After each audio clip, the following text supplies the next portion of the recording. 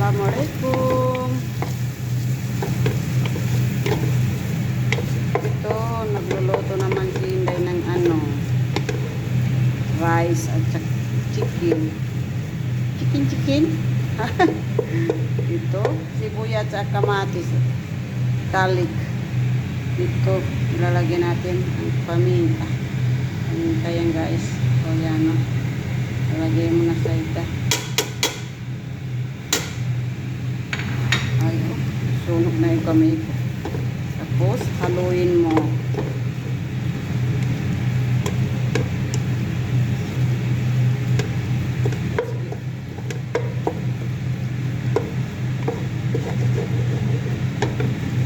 Tapos, ilalagay mo muna yung yung manok. Yan.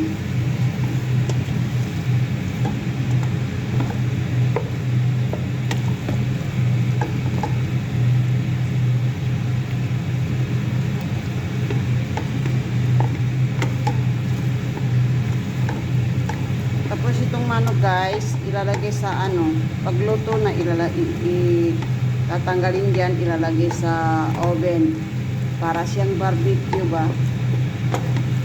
Oh. Ganyan.